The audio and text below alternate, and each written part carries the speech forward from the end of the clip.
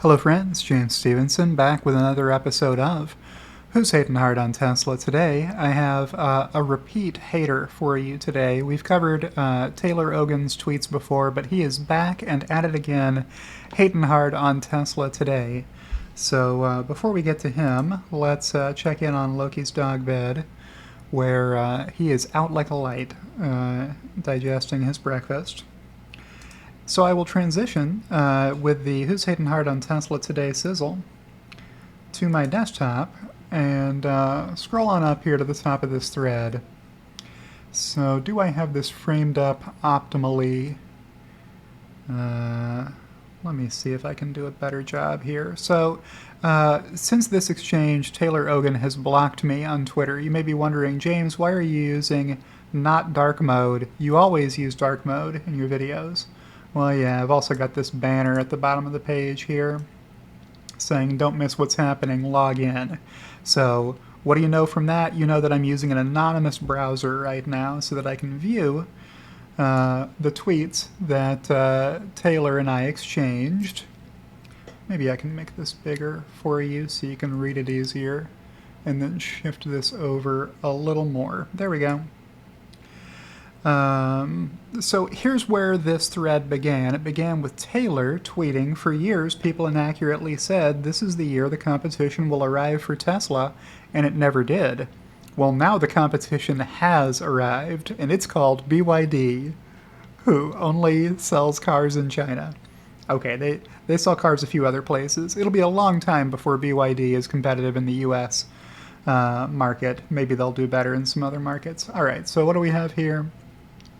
So what data has Taylor elected to show us in this chart? Well, if you read the fine print, data through October, okay, so he's giving BYD the benefit of some October sales, since most of their sales happen in China, and Tesla's sales mostly get exported for the first, month or month and a half of every quarter before they start delivering domestically from Shanghai to local buyers. So we've got that. And then we have the deceptive title, 2022 China EV sales. EV sales. All right, so what's the scale over here? This is millions of units. Okay, so here's BYD, and here's Tesla, and the footnote says the source is the CPCA, Chinese Passenger Car Associations, reporting company filings, and Snowball Capital. Kind of interesting that he's listed himself as... So Taylor Ogan works for Snowball Capital in some aspect or another, which you can see watermarked on the chart here. So, yeah, that's the chart. So I had to reply to this, of course, because it was deceptive. And I said, well, if you're going to count hybrids as electric vehicle units sold, then Toyota is beating BYD and Tesla. But back here in reality, Tesla is clobbering Toyota, BYD, and everyone else in profit per electric vehicle sold, and by a huge margin. So what are these exhibits here? You can't quite see the bottom of this chart, so let me scroll this up a little. There you go. Now you can see the years. And now you can't see the title. So I need to shrink this down even more and then drop this browser window down the page enough that you can see the title. Okay. So this is net income as a percent of revenue. I made this chart comparing BYD and Tesla. How much profit are these companies making? Like, how many pennies of every dollar worth of revenue, or how many hundredths of a yuan per yuan are these companies keeping as profit at the bottom line after paying their taxes? So back here in 2017, Tesla used to lose money, down 12%, down 1% the year after that. Finally got to break even in 2019 with a profit smaller than 0.5% because it rounds to zero.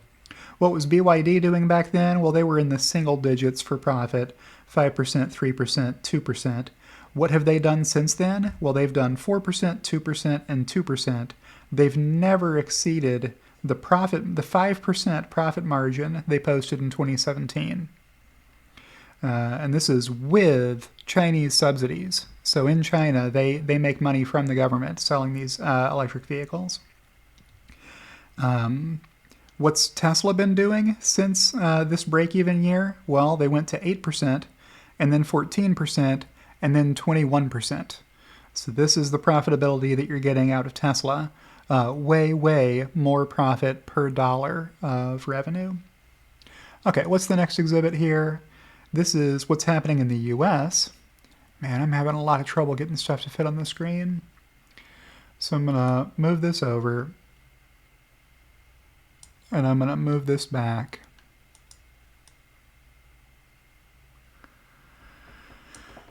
There you go. Okay, so this is the U.S. light vehicle market for the year-to-date Q3 2022. Tesla is up, and every single one of Tesla's competitors is down year over year in the U.S. market. I almost stole Stephen Mark Ryan's catchphrase and said, "This matters." All right. Apologies, Stephen, for doing a dumb Stephen Mark Ryan impression. All right. The next chart that I dropped on Taylor here is U.S. light vehicle sales in 2022 annualized based on year-to-date Q3 2022. That's the red bars. Versus 2015, which are the blue bars. Blue for 2015, red for 2022 annualized. So you can see how much General Motors is down, Ford is down, Toyota is down, Stellantis is down, Honda is down, Nissan is way down. Hyundai Kia is up a little bit. They make a decent amount of electric vehicles. They're doing okay. I guess they also make a lot of budget-friendly vehicles, so that strategy is working for them. Subaru about flat, VW about flat, BMW down a little, Mazda down a little, Mitsubishi flat. Volvo up a little bit. Here's Tesla. Back in 2015, Tesla's US sales were a teeny tiny rounding error. I mean, that's a very small number. And this year, Tesla is trending towards having more than 400,000 vehicles sold in just the US. That's way more than Volvo, Mitsubishi, Mazda, more than BMW, almost as much as Volkswagen in the US selling a luxury-priced vehicle, right? These are mass market manufacturers over here with the high volumes. Really, the only luxury maker on this chart is BMW, and Tesla is smoking them this year.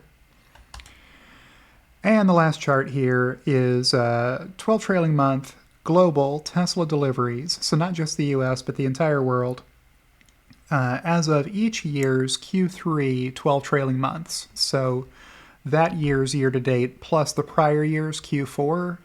And why would you do that? You do 12 trailing months because it strips out seasonality for you. It's a very easy way to make sure your chart isn't biased or skewed by the seasonality of some quarters just always being better than other quarters, because you're always showing 4 consecutive quarters.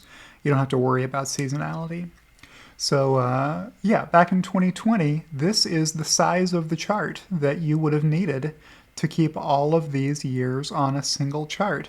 And then 2021 happened, off the chart, up another 400,000 vehicles, almost double.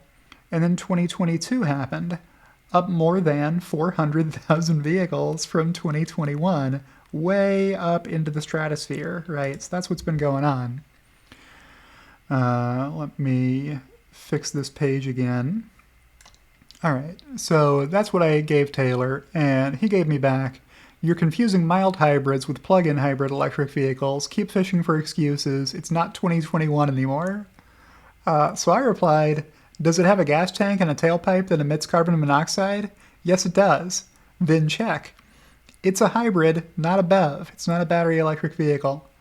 Taylor said, "Literally no one said a PHEV is a BEV. You're lost. Interestingly, all of BYD's PHEVs in China are cleaner than most of Tesla's BEVs," with the grimacing face here. So I decided to put a McDonald's meme on a grimace emoji. Quoting Taylor, "Well, actually, gas cars are cleaner than EVs." Got it. Come on, be serious, Taylor. We're trying to have a discussion here. Taylor replied to me, you aren't too bright. BYD's EVs are cleaner than Tesla's EVs. No source. No backup for making that idiotic statement. Just gonna tell me I'm not too bright and hope I go away. So I replied, Taylor Ogan designing an EV. You know what would make this all-electric vehicle cleaner? If we added a gasoline engine and an exhaust system for, all the pollution it would then be dispersing into the air while you drive it. That's how you make an EV cleaner. You give it an internal combustion engine. So what's Taylor have to say about that? He says the number one barrier to people switching over to EVs is called range anxiety. Oh, tell me about range anxiety, Taylor. I need to hear you lecture me about what range anxiety is. It's a common term in the EV world. If you were in the EV world, you would have heard of this common term by now. Electric cars with small reserve gas tanks in case of emergency, eases the transition for millions of people. My first EV was technically a PHEV, a BMW i3 REX, never used gas. So I replied, okay, I'll bite.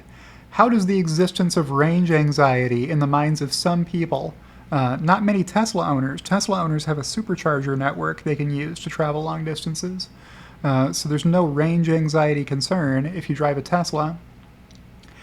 How does range anxiety make gas-burning internal combustion engine vehicles cleaner than all-electric battery electric vehicles? And Taylor says it's relative to what carbon-emitting vehicle it is taking off the road, how clean the grid on which you charge is, as well as the source of materials and production emissions. Over the life of the car, not even including recycling, BYD's DMI cars are cleaner than most Teslas. So I replied, if your figure of merit for clean is lifetime pollution added relative to the vehicle it replaces, how is replacing a gasoline engine vehicle with another vehicle that also burns gasoline cleaner than replacing it with a zero tailpipe emission, truly battery electric vehicle? Please show your ridiculous lifetime assumptions. So he didn't. He just said the electric grid and manufacturing emissions. What is this? This is not addressing my questions at all. The electric grid, if it's a battery electric vehicle or if it's a plug-in hybrid electric vehicle, they're both recharging from the same grid. The electric grid and manufacturing emissions. If you manufacture any vehicle, it has emissions to manufacture it. If it's an internal combustion engine vehicle, it burns gasoline for the life of the vehicle. If it's a battery electric vehicle, it doesn't emit any pollution ever. So I replied, I'd be reticent to share your flimsy assumptions too, with a laughing, crying emoji. And Taylor replied with a retweet, no caption here, just a retweet of himself from November 8th with some articles and some scary Greek letters on it that he thought would make me go away. And I did not go away. Instead, I replied, did you even read the source you linked to? It says BEVs are cleaner than ICE after 50,000 miles and cleaner than hybrids, your favorite clean form of transportation, after 100,000 miles. You argue hybrids have lower lifetime emissions, but your source that you just sent me says they don't. So here's what this says. For BEVs and ICE vehicles, the break-even time is 1.2 to 1.3 years for sedans, 1.4 to 1.6 years for SUVs that are a little heavier, and 1.3 years for pickup trucks. For BEVs and HEVs, so hybrid electric vehicles, this is the PHEV we've been talking about. So when you compare a battery electric vehicle against a plug-in hybrid electric vehicle, the break-even time is only a little bit longer, 2.2 to 2.4 years for sedans, 2.5 to 2.7 years for SUVs, and 2.2 to 2.4 years for pickup trucks. So is a PHEV cleaner than an ICE vehicle that doesn't have a battery? Yes, it is. Is it cleaner than a truly all-electric vehicle? A zero-emission vehicle? No, it's not cleaner. It's dirtier. which it says in this scholarly research paper that Taylor sent me. And there's charts here that you can pause and take a look at. Let me see if I can move this down the page where you can... Well, that is the top, isn't it? Okay. Oh, I need to go the other way. There. So here's a couple of charts showing these three lines at the bottom. These are the battery electric vehicles. And the lines that are above them, those are the internal combustion engine vehicles. So the top chart compares the BEVs against the traditional ICE vehicles that are not plug-in hybrids. And the chart at the bottom is comparing the BEVs, these three lines at the bottom, against the hybrid electric vehicles, which are these three lines at the top. Higher is worse. Higher is cumulative greenhouse gas emissions, counting the cost of emissions from production and usage for fuel over the life of the vehicle, right? So what did Taylor have to say about that? He said, keep reading. Grid cleanliness is a super important factor. Another red herring. I don't know what I'm wasting my time talking to Taylor Ogan about. I said, I have added a lot of information to this thread, and you haven't, so dazzle us.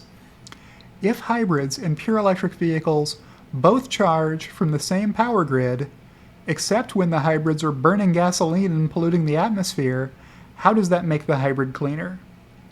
And Taylor replied, I linked lots of sources unlike you.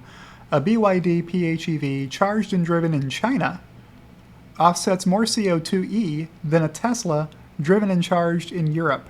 Okay, so if we're just going to compare dissimilar things, if we're just going to compare a really dirty power grid in one area to a really clean power grid in another area, then this one's dirtier than that one. Well, that's not how you compare things. You don't compare dissimilar things. You compare apples to apples. You compare oranges to oranges. You don't compare apples to oranges.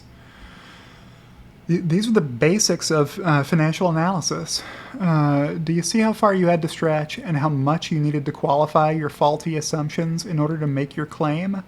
The International Council on Clean Transportation conducted a study that demonstrates why your assumption is wrong. So what's this say? This report shows that people don't plug in their plug-in hybrid electric vehicles as much as the proponents of plug-in hybrid electric vehicles assumed they would. So a lot of people don't plug them in at all. They just pump them gas at the gas station, and they're happy to do that. Some people plug them in occasionally, but not often enough. So I can let you pause and read the research that was conducted on this topic by the ICCT.org and their recommendations here on plug-in hybrid electric vehicles. Did I get a reply to that? No, I did not. So that's the end of our video this week, and that's who's hitting hard on Tesla today. It's Taylor Ogan. So let's check back in on Loki. Still snoozing. And I will say, if you've enjoyed today's video, click the like button. And if you're not subscribed to my channel, why not go ahead and subscribe to my channel? And click the notification bell to get more alerts when I post fresh content. And thank you to all my Patreon supporters and YouTube channel members who joined. Especially my two executive producers, Kathy Kitchler and Halter Ferguson Financial. And I'll see you in the next one.